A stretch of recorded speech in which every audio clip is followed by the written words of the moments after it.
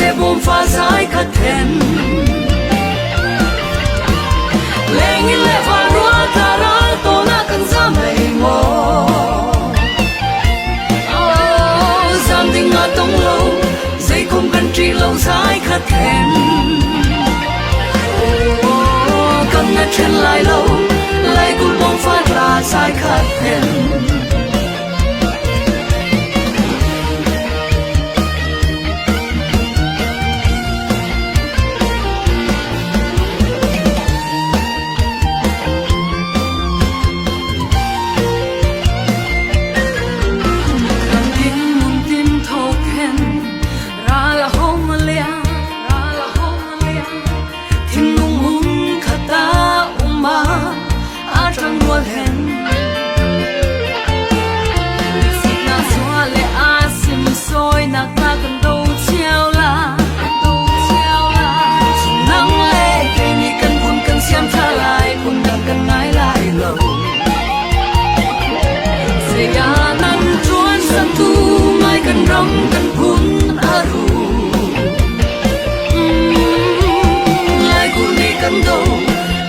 sẽ buông pha giải khát thèn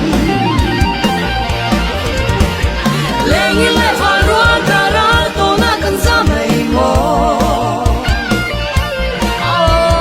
giam tình ngã tông lâu dây không cần trì lâu giải khát thèn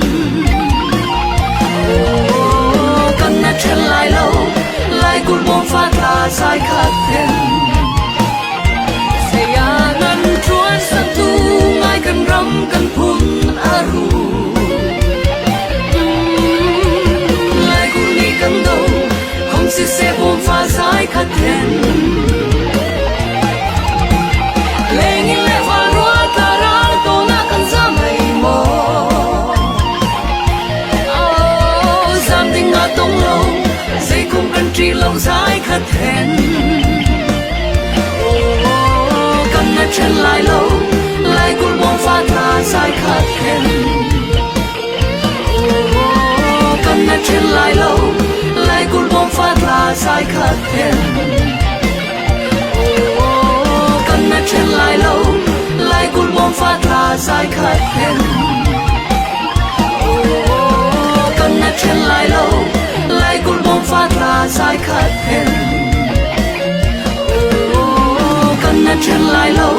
lại cũng buông pha ra giải khát thèn